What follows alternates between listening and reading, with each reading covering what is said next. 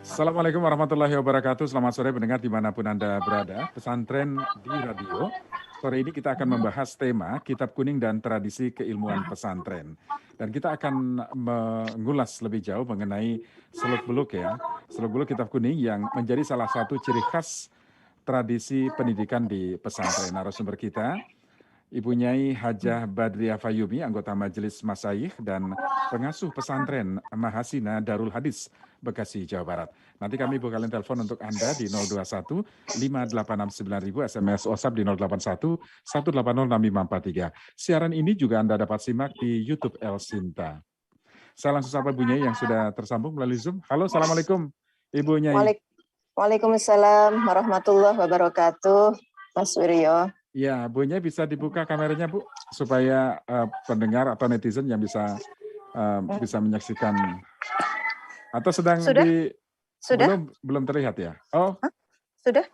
Sudah ya, oke. Ya. Saya belum lihat soalnya. Baik, tidak apa-apa Bu, kita sambil jalan. Bu Nyai, apa sebenarnya Kitab Kuning dan apa isinya Bu Nyai? Baik, Kitab Kuning itu istilah yang sangat khas pesantren di Indonesia ya. Dan sudah didefinisikan dalam Undang-Undang Nomor 18 Tahun 2019 tentang pesantren. Kitab Kuning itu didefinisikan sebagai kitab keislaman berbahasa Arab atau kitab keislaman, jadi kata kuncinya kitab keislaman ya, berbahasa lainnya yang menjadi rujukan tradisi keilmuan Islam di pesantren. Itu kita perlu memahami dulu Kitab Kuning itu seperti itu dalam pengertian yang sudah dibakukan ya di dalam Undang-Undang Pesantren. Oke, jadi memang itu mengapa sangat penting ya Kitab Kuning dalam tradisi keilmuan di pesantren. Nah, mengapa Kitab Kuning erat kaitannya dengan pendidikan pesantren, Bu Nyai? Ya, karena pendidikan pesantren itu pendidikan keislaman yang ketika kita bicara tentang pendidikan keislaman, maka di situ harus ada rujukan-rujukan yang otoritatif. Nah, sumber rujukan yang otoritatif itu ya Al-Quran, hadis yang kemudian dielaborasi lebih dalam, lebih luas, lebih spesifik dalam kitab-kitab kuning tersebut. Dan kitab kuning ini adalah ijtihad para ulama ya dalam berbagai macam bidang ilmu. Jadi memang sudah jauh lebih mendalam.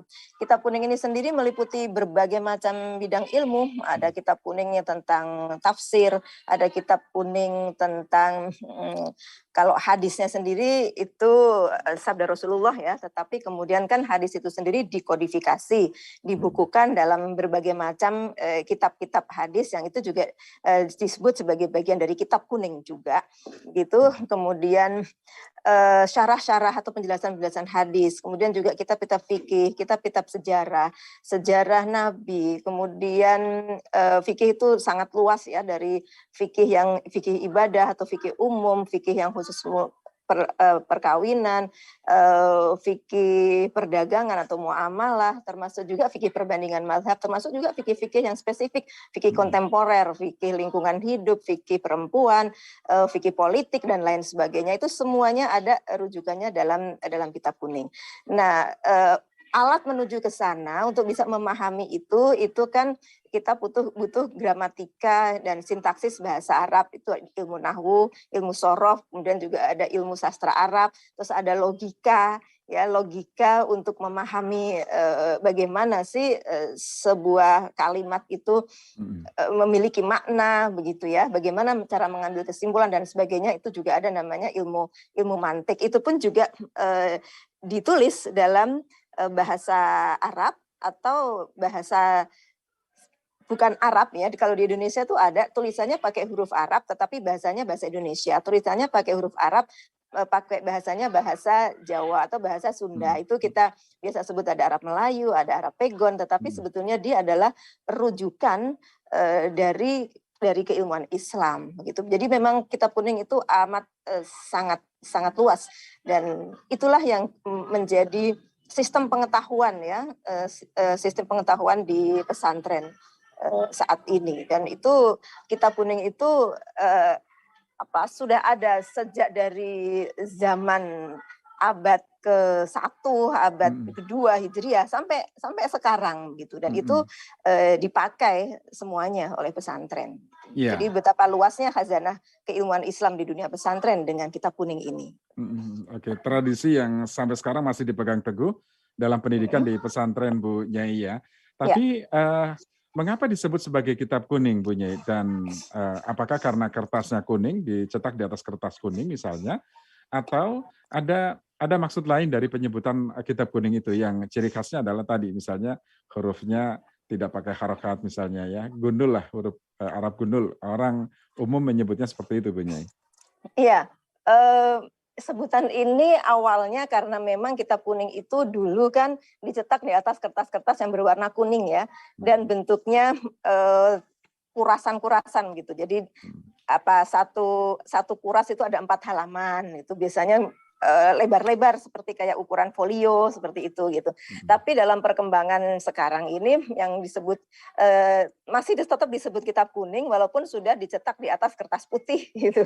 Walaupun sudah dicetak dengan cetakan Iya, yang modern begitu. Tapi pengertian itu tidak hilang karena ya kita memahami substansinya begitu, bukan bungkusnya gitu. Kalau dulu itu kan cetakan seperti bungkusnya, tapi jadi nama Kitab Kuning itu tadinya lebih mengacu kepada bungkus begitu, tapi walaupun bungkusnya sudah berubah, namanya tetap ada karena substansinya nggak berubah gitu. iya. Di tradisi pendidikan di pesantren dengan kitab kuningnya tentu ada tahapan-tahapannya ya Bu Nyai ya. Misalnya Ya betul. ada tingkatan-tingkatannya. Kalau misalnya sanawiyah misalnya yang diajarkan adalah yang ini misalnya. Kemudian aliyah dan lain sebagainya menyesuaikan. Kira-kira begitu Ya. ya Bu Nyai ya? Betul, betul. Ya, jadi tradisi Kitab Kuning, tradisi keilmuan pesantren berbasis Kitab Kuning itu memang unik ya. Boleh saya menjelaskan agak lebih luas dari Silakan Bu Nyai. pertanyaannya Iya. Pak Suwiryo ya. Jadi yang pertama tadi bahwa belajar Kitab Kuning, tradisi belajar pesantren yang berbasis Kitab Kuning itu menjamin adanya pembelajaran secara berurut, berjenjang dan sampai tuntas. Biasanya mempelajari satu kitab dasar itu hatam dulu baru kemudian beranjak pada kitab berikutnya. Jadi ilmu itu seperti tangga begitu, melangkah ke tangga kedua kalau tangga ke satu sudah selesai. Nah itu tradisi belajar Kitab Kuning itu, dan itu ada di semua bidang ilmu ya. Misalnya dalam ilmu nahwu misalnya, ilmu nahwu itu yang pertama misalnya jurumiyah gitu, kemudian baru kedua imriti atau mungkin syarahnya. Kalau fikih misalnya Safinah dulu, kemudian ada takrib, kemudian syarahnya Fathul Qorib, kemudian kitab Fathul Mu'in dan seterusnya seperti itu. Nah itu satu, Kitab Kuning itu tradisi keilmuan pesantren yang memang menjamin adanya pembelajaran secara urut, tertib, berjenjang dan sampai tuntas. Itu tuh yang pertama. Seperti tadi yang disampaikan oleh Pak Suwiryo. Yang kedua, Kitab Kuning itu tidak hanya itu. Kitab Kuning itu juga menjamin pembelajaran, menjamin keilmuan Islam yang dipelajari itu bersanad, memiliki mata rantai ya, memiliki mata rantai yang jelas dan juga memiliki klasifikasi atau bahkan afiliasi yang jelas gitu. Misalnya kalau kita bicara kitab Safinah gitu. Kitab Safinah itu itu kitab fikih Syafi'iyah gitu. Jadi itu dengan judul kitabnya itu kita tahu gitu, bisa mengidentifikasi ini kitab masuk genealogi keilmuannya itu kemana begitu. Dan kemudian jalur sanadnya bisa ditelusuri karena penulis kitab itu dia berguru pada siapa lagi, itu semuanya ada jenjangnya. Jadi bersambung kira-kira gitu ya. Belajar Kitab Kuning itu ya bersambung sampai ke Rasulullah Shallallahu Alaihi Wasallam gitu. Kemudian yang ketiga, belajar Kitab Kuning ini juga sekaligus mengakomodasi berbagai macam pola pembelajaran yang ini terlembagakan ya dalam pola pembelajaran Kitab Kuning itu sendiri. Ada yang namanya ngaji bandongan, ada yang namanya ngaji sorogan, ada yang namanya qiraatul kutub, ada yang namanya musyawarah atau basul masail, ada namanya yang musyawarah besar, namanya musyawarah kubro. Nah, pola-pola pembelajaran ini juga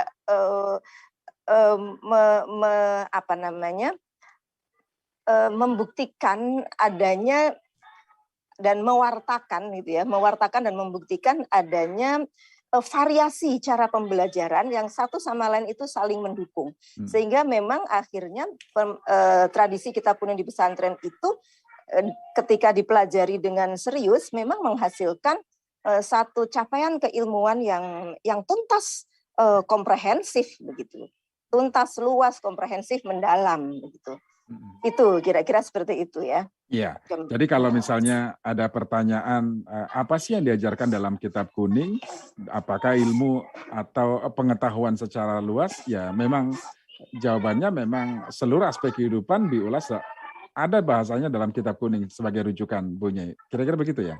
Betul, tetapi kitab kuningnya tidak satu. Gitu ya.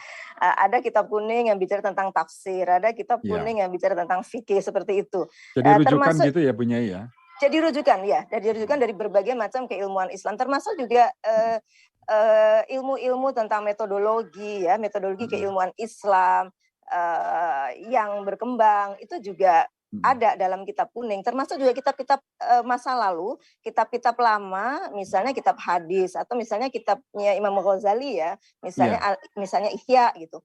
Nah itu kan ada juga yang melakukan penelitian terhadap hadis-hadisnya misalnya. Nah itu juga ada banyak versi misalnya seperti itu gitu. Jadi itu kan karya-karya modern yang merujuk pada karya-karya lama, itu juga kita sebut juga sebagai kitab kuning. Baik, Bu Nyai, kita buka line telepon dulu, Bu Nyai. Kita beri kesempatan pendengar yang ingin bertanya langsung mengenai kitab kuning dan tradisi keilmuan di pesantren. Silakan 0215-869-1000, SMS atau WhatsApp di 0811806543. Kami masih bahas bersama Bu Nyai Hajah Badriah Fayyumi, anggota Majelis Masyayikh dan pengasuh pesantren Mahasina Darul Hadis Bekasi. Mahasina Darul Quran wal Hadis ya, Pak Sir. Darul Quran wal Hadis. Baik, terima kasih koreksinya Bu Nyai ya. Oke, sudah ada Pak Hari ya di Cempaka Putih. Pak Hari silakan. Assalamualaikum Mas Suryo. Waalaikumsalam. Waalaikumsalam warahmatullahi wabarakatuh. Jadi begini Bu Haja, itu kan ilmu kitab kuning itu ada ilmu nahu ya. Iya. Kalau saya ilmu alat, kan kalau nggak salah ada ilmu alatnya juga. Iya betul. Ya, Mas Wiryo percaya nggak itu di kitab kuning itu ada ilmu untuk nyari migas? Ya percaya, saya percaya. Kalau percaya, saya lebih percaya lagi karena di situ ilmu alat. Jadi saya dulu pernah nih Bu Haja mau belajar ilmu kitab kuning di Bogor nih sama guru ngaji saya.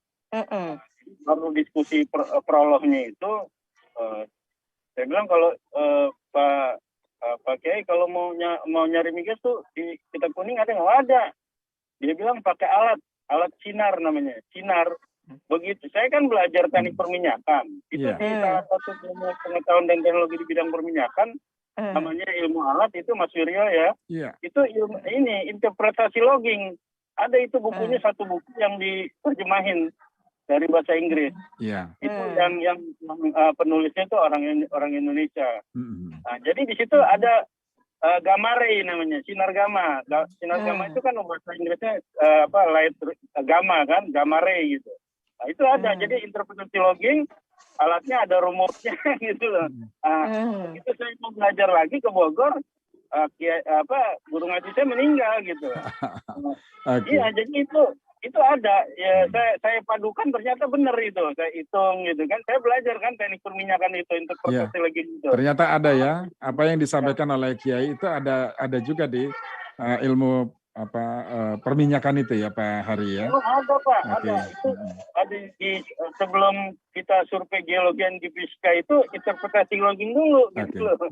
Jadi itu banyak manfaatnya. Itu mohon maaf ya, kalau mau nanya di Bekasinya di mana tuh Bu Haja? Nanti di Pondok Gede Pak. Di Pondok Gede. Di Pondok Gede. Ya di Pondok Gede. Iya, Jatiwaringin Pondok Gede. Saya tanya ke ini Cinta ya alamatnya. Boleh Pak Hari. Saya mau belajar itu. Iya, dengan senang hati. Terima kasih ya. Assalamualaikum. Waalaikumsalam warahmatullahi wabarakatuh. Alhamdulillah ya, nanti bisa belajar sama Bu Nyai ya Bu Nyai. Oke, kemudian ada Pak Tama di Bandung. Pak Tama. Ya, selamat Pak. Assalamualaikum. Waalaikumsalam warahmatullahi wabarakatuh. Pak Tama. Ya, Pak Bu Haja. Ini mau tanya mengenai masalah kitab kuning.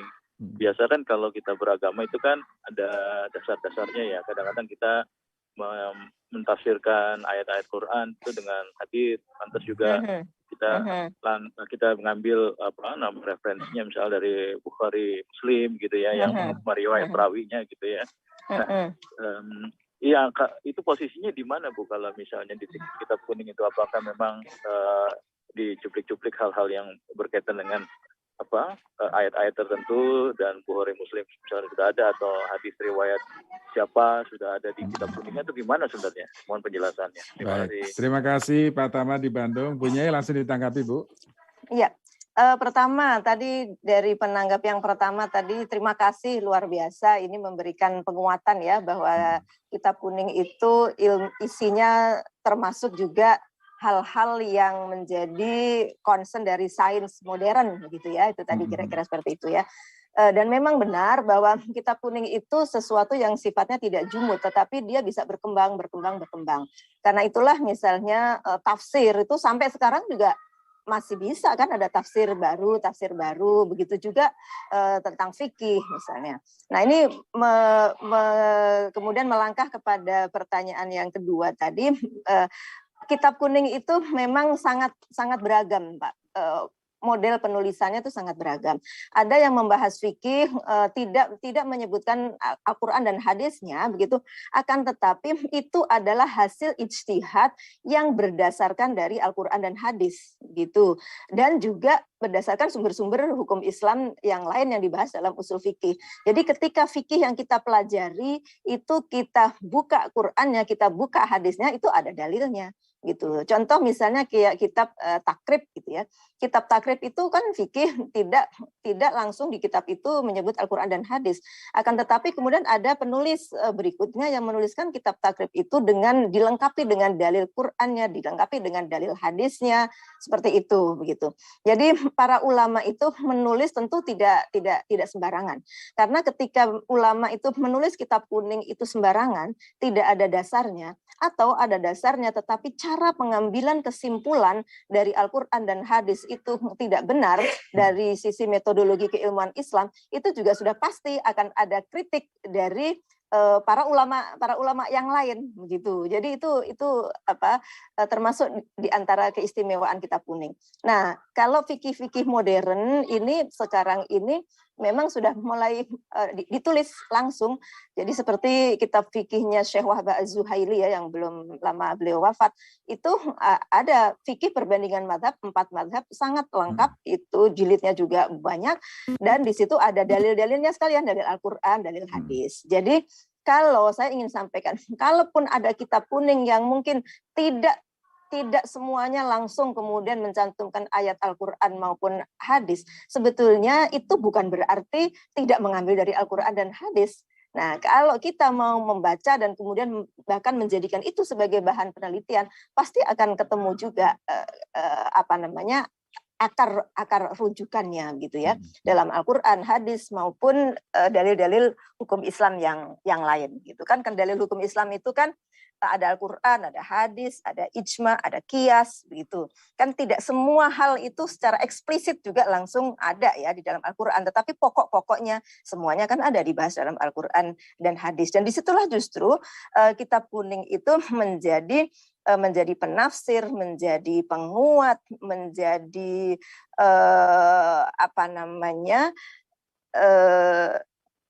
referensi yang membantu kita untuk memahami begitu luar biasa dalam ya, dari luar biasa dalam dan luasnya Al-Quran dan hadis. Nah, tafsirnya saja itu sangat luar biasa. Tafsir sendiri dibagi macam-macam. Ada tafsir yang fokus ke bahasanya, ada tafsir yang fokus ke riwayat-riwayatnya, ada tafsir yang lebih fokus ke sejarah, ada tafsir yang lebih fokus kepada fenomena sosial kemasyarakatan. Jadi memang sangat luas sekali ya Bu Nyai ya. Sangat luas sekali dan memang sangat bisa berkembang terus. Tetapi itu tadi selalu dia punya dasar, punya sandaran dan punya akar keilmuan yang harus bisa dipertanggungjawabkan dan harus punya metodologi juga. Jadi penulis itu pasti juga punya pertanggungjawaban keilmuan di dalam setiap kitab kuning yang ditulisnya para ulama itu.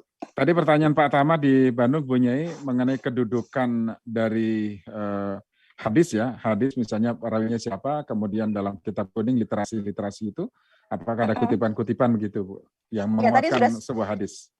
Ya, tadi saya jelaskan ada kalanya kitab kuning yang secara eksplisit menuliskan itu, tapi ada yang tidak, tapi kemudian oleh ulama yang lain kemudian mencarikan dalilnya, begitu ya. Tapi juga ada yang ditulis langsung dari ayat terus kemudian ditafsirkan, itu kan kitab-kitab tafsir. Kan tidak semua kitab kuning itu juga isinya adalah tafsir gitu ya. Kalau misalnya fikih yang sudah sangat detail, misalnya fikih waris, tentu rujukannya juga ada ayat Al-Qur'an surat An-Nisa tentang waris. Tetapi kemudian kan di situ ada perkembangan, ada pengembangannya lebih lanjut, ada hadisnya. Terus kemudian juga ada fenomena-fenomena di masyarakat, ada fikih-fikih kontemporer gitu kan. Karena itu Fakultas Syariah dan Hukum itu juga terus berkembang, mengembangkan ilmu tersebut, dan memahami Al-Qur'an dan hadis itu sendiri juga bukan asal kita punya Quran terjemahan, ada Quran hadis kita buka langsung seperti ini. Itu kan juga butuh banyak sekali ilmu untuk bisa memahami Al-Qur'an dan hadis. Satu kata saja itu butuh ilmu yang sangat banyak, apalagi mengambil satu kesimpulan, menghubungkan satu ayat dengan ayat yang lain, ayat dengan realitas dan lain sebagainya gitu. Baik, satu pendengar terakhir Bu Nyai, ada dua pendengar terakhir ya. Ada Pak Nurdin di Cakung, Jakarta Timur, dan Pak Slamet Aditya di Palembang. Pak Nurdin, silakan Pak Nurdin. Baik, Assalamualaikum warahmatullahi wabarakatuh. Waalaikumsalam warahmatullahi wabarakatuh. Bu Nyai, apa kabar? Khair Bu Nyai? Alhamdulillah, khair biiznillah. Alhamdulillah Bu Nyai, ini santrinya Bu Nyai tempo dulu. Wah. Alhamdulillah Bu Nyai, saya dengar suara Bu Nyai, saya kangen dengan Darul Quran wal Hadis Pondok Gede. Keluarga besar sehat semua Nyai, Bu Nyai. Alhamdulillah. Ya, semoga semuanya sehat juga ya. Alhamdulillah sehat Bu Nyai. Saya tidak berkomentar, tidak bertanya, tapi saya hanya ingin mengingatkan kepada kita semua, khususnya untuk para pengelola yang namanya pesantren-pesantren modern. Cobalah pesantren-pesantren modern kembali kepada jati diri pesantren. Karena kitab kuning itu merupakan jati diri pesantren. Pesantren tanpa kitab kuning itu bagaikan pohon yang tidak berbuah, hanya rindang saja. Jadi manfaatnya kurang. Saya merasakan betul Bu Nyai manfaat kitab kuning, dan alhamdulillah saat ini saya di pemerintahan. Alhamdulillah Nyai. Jadi Bu Nyai, saya hanya ingin memotivasi adik-adik saya yang ada di pesantren asuhan Bu Nyai. Adik-adik belajarlah kitab kuning. Perdalamlah kitab kuning. Karena dengan kitab kuning, nuansa pemikiran kita akan berbeda. Kita bisa berpikir jernih, bisa mengelola imajinasi kita, bisa mengelola kata kita, bisa menemukan hal-hal baru yang orang lain belum terpikir, tapi kita sudah bisa berpikir ke arah itu. Saya rasa itu saja Bu Nyai. Salam takzim saya untuk keluarga besar di pesantren. Assalamualaikum warahmatullahi wabarakatuh. Waalaikumsalam warahmatullahi wabarakatuh. Di Cakung, Jakarta Timur. Kemudian Pak Slamet Aditya di Palembang. Pak Slamet, silakan Pak Slamet. Oke. Assalamualaikum warahmatullahi wabarakatuh. Waalaikumsalam warahmatullahi wabarakatuh. Salam empek-empek dari Palembang, Pak. Salam kapal selam ya, Pak. Iya, semakin cinta saja saya sama El Sinta. Di setiap pagi menjelang berangkat kantor dan pulang kantor selalu pantau El Sinta di Palembang. Ya, saya ingin bertanya, Mas. Bagi orang awam yang seperti saya gitu, kalau kadang-kadang kita membaca arti yang ada di dalam Al-Quran itu karena kurangnya pemahaman saya terhadap hadis dan lain sebagainya, kadang-kadang kurang dimengerti gitu ya artinya, dan kadang-kadang sedikit bingung gitu. Nah, sebagai orang awam seperti saya ini, kira-kira untuk melengkapi, memudahkan pemahaman terhadap Al-Quran itu harus didampingi dengan apa saja ya Mas ya? Apakah kitab kuning atau yang lainnya? Mungkin itu aja Mas. Terima kasih Pak Pak Selamat Aditya di Palembang ya. Baik, Waalaikumsalam warahmatullahi wabarakatuh. Sebelum ditanggapi, saya sampaikan beberapa penanya melalui WhatsApp, diantaranya dari Pak Eri. Yang saya dengar, kitab menghasilkan dalil atau kalau kitab suci menghasilkan dalil. Nah ini gimana yang maksudnya ya? Ini dari Pak Eri ya. Yang saya dengar, kitab menghasilkan dalil, kalau kitab suci menghasilkan dalil. Nah ini maksudnya apa ya? Kemudian Pak Sadar, apakah kitab kuning sudah ada yang ditulis dengan huruf Latin dan berbahasa Indonesia? Ya, kemudian Pak Syaiful di Semarang, berapa lama seorang santri bisa membaca dan memahami bacaan dalam kitab kuning? Nah, silakan Bu Nyai. Iya, subhanallah pertanyaannya banyak sekali ya, luar biasa. Tadi tanggapan tentang kitab kuning. Jadi sebetulnya memang kita mempelajari kitab kuning itu menjadi jembatan yang sangat penting bagi kita untuk bisa memahami Al-Quran, tidak hanya sebatas kata-katanya dan arti leksikalnya, akan tetapi juga bisa memahami dengan sangat luas. Kalau kita tafsir saja misalnya, kita memahami asbabun nuzulnya, kemudian kita belajar usul fikih. Usul fikih itu metodologi jurisprudensi Islam. Kalau kita mau mengambil kesimpulan, mau berfatwa, itu harus belajar usul fikih gitu. Kita mau memberikan hukum terhadap persoalan-persoalan keseharian di masyarakat yang memang ya persoalannya memang baru muncul sekarang ini, misalnya gimana sih hukum infotainment misal, itu kan belum ada di zaman Rasulullah. Bagaimana khutbah pakai bahasa Indonesia, itu kan nggak ada gitu ya di dalam Al-Qur'annya, di dalam hadis Nabi tidak mencontohkan. Nah, ini semuanya kita bisa mendapatkan sandaran keilmuannya dalam kitab kuning melalui disiplin ilmu yang relevan. Jadi ada disiplin ilmu usul fikih, ada disiplin ilmu qawaid fikhiyah, ada disiplin ilmu ulumul Quran, ada disiplin ilmu ulumul hadis, bahasanya sendiri ada disiplin ilmu nahwu, ada sorof. Yang lebih dalam lagi kita mempelajari Al-Quran biar paham sastranya, itu ada namanya ilmu balaghah. Kemudian kita mempelajari logika-logika yang ada, kita ada yang namanya ilmu mantik. Kemudian kalau mempelajari fikih yang sudah jadi, kita bisa belajar fikihnya, begitu. Tafsir yang sudah jadi, belajar tafsirnya. Penjelasan hadis, kita belajar syarah hadisnya. Yang itu adalah lautan ilmu yang sangat luar biasa. Jadi saya tidak sepakat ketika dia mengatakan Al-Quran menghasilkan dalil. Al-Quran itu dalil. Bukan Al-Quran menghasilkan dalil, Al-Quran itu dalil. Nah, tetapi untuk memahami dalil itu, begitu. Ini kan butuh perangkat ilmu. Nah, para ulama membantu kita dengan keilmuan yang mereka miliki, dengan metodologi yang mereka punya, dengan kapasitas keilmuan yang mereka punya, maka mereka menghasilkan karya-karya tentang karya-karya yang terdokumentasikan dalam kitab kuning itu. Jadi kitab kuning itu sama sekali bukan dalih, tetapi dia justru menjadi bukti atas keluasan ilmu Al-Quran, keluasan hadis, dan keluasan Islam itu sendiri. Karena itu kalau orang belajar kitab kuning itu pada umumnya tidak gampang menjadi seorang yang sangat kaku dalam memahami agama, begitu ya. Karena memang khazanahnya sangat luas, dan kemudian juga punya jiwa yang lebih toleran, gitu. Karena memang bacaannya itu banyak.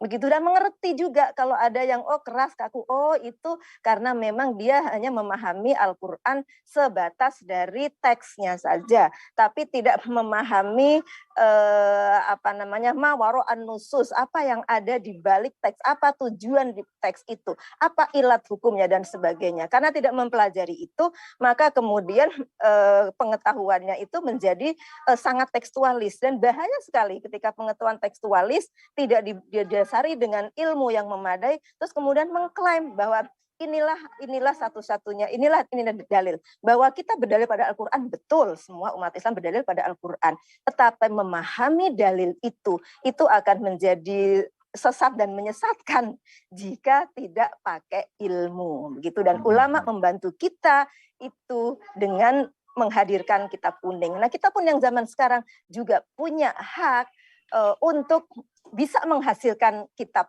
kuning, tentu dengan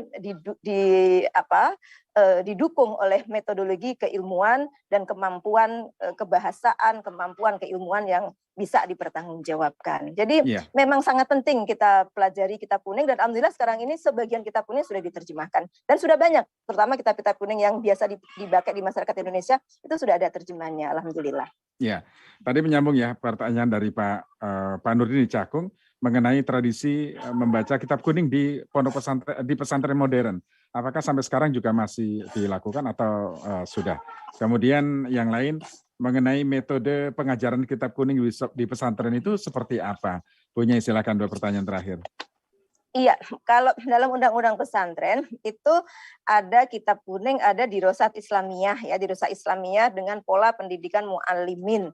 Nah, ini rujukan keislaman juga yang kumpulan kajian tentang ilmu agama Islam yang terstruktur, sistematis dan terorganisasi. Ini definisi dalam undang-undang pesantren. Jadi dari kalau kitab kuning itu kita mengambil rujukan dari penulis yang asli, mau penulisnya abad 2, abad 3, abad 5, abad 10, kira-kira seperti itu. Nah, kalau di dalam buku-buku yang menjadi rujukan pesantren yang menyebut diri Dirosat Islamiyah gitu, meskipun kitab kuning juga tetap dipelajari, tetap menjadi rujukan gitu. Saya itu tetap menjadi rujukan, tapi yang menjadi acuan di sekolah atau di pondok itu kadang sudah diolah gitu ya, diolah ya jadi kitab baru gitu yang itu tadi yang mungkin sudah disesuaikan dengan kebutuhan gitu. Tetapi sesungguhnya semuanya itu berakar dari dan harus bisa dipertanggungjawabkan dengan tradisi keilmuan Islam yang sudah kokoh gitu ya. Tadi soal metode pengajaran, kemudian berapa lama seorang santri bisa membaca dan memahami bacaan dalam kitab kuning itu butuh waktu berapa lama, Bu Nyai? Ya tergantung, kalau belajarnya sangat serius dan fokus ke ilmu alat saja gitu ya, mungkin setahun 2 tahun dia bisa. Tapi kalau belajarnya juga dengan belajar yang lain-lain disambi dan dosisnya sedikit itu juga butuh waktu yang lebih lama. Ini juga tergantung juga kemampuan anak, juga tergantung juga kemampuan guru gitu ya.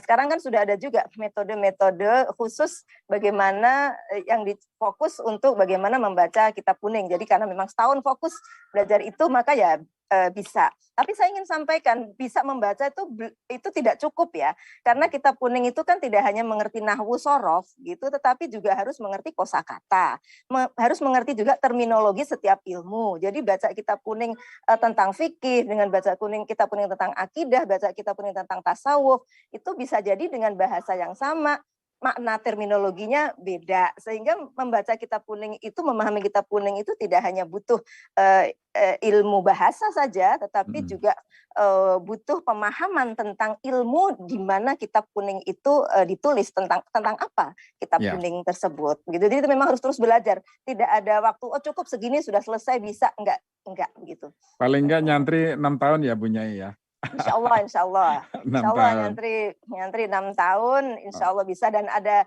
di situ kalau orang pesantren itu kan ada yang namanya futuh ya, kalau orang belajar sungguh-sungguh, bermohon pada Allah sungguh-sungguh, nanti ada saatnya gitu dibukakan. Waktu belajar pertama mungkin belum begitu mengerti, tapi begitu belajar dengan kitab yang kedua menjadi paham, oh ini yang dimaksud dulu waktu kita belajar ilmu dengan kitab dasar. Itu kan biasa terjadi di dunia pesantren seperti itu. Ibu, dari Pak Nurdin tadi di Cakung, santrinya Bu Nyai, ada yang ingin disampaikan, ini juga mungkin harapan ya kepada para santri, alumni santri pesantren Bu Nyai. Silakan Bu. Oh iya, memang kalau di pesantren kami itu kan pendidikan terintegrasi kader ulama dan pemimpin yang berakhlak Qur'ani dan berwawasan kebangsaan. Nah, kan di situ juga ada karakter building, kemudian ada tahsin wa tahfidz Al-Qur'an, kemudian hifdzu wa fahmul hadis, kemudian ada pelajaran kitab kuning, ada bahasa Arab Inggris, ada kepemimpinan, ada life skill begitu ya. Nah, kitab kuning ini memang menjadi rujukan keilmuan yang sangat penting. Di kami di 6 tahun itu ada 25 kitab kuning yang dipelajari dari berbagai ilmu, dari kelas 1 sampai kelas 6 ya, sampai aliyah. Tapi kan santri juga belajar lain juga, ada belajar bahasa Inggris juga, belajar matematika juga, belajar sosiologi, seperti itu gitu. Karena memang kita hidup di Indonesia, bagian dari masyarakat dunia yang memang perlu tahu itu, belajar sejarah, belajar PKN, seperti itu gitu ya. Gitu. Insya Allah itu ilmu saling menunjang dan penting. Baik. Bu Nyai, terima kasih sharingnya sore ini. dalam pesantren di radio, tradisi keilmuan di pesantren dengan kitab kuningnya. Semoga bermanfaat dan berkah untuk kita semua. Terima kasih Bu Nyai. Amin. Terima Assalamualaikum. kasih Mas Surya. Waalaikumsalam warahmatullahi wabarakatuh. Pendengar, demikian tadi Bu Nyai Haja Badriah Fayumi, anggota Majelis Masyayikh dan pengasuh pesantren Mahasina Darul Quran wal Hadis, Bekasi, Jawa Barat.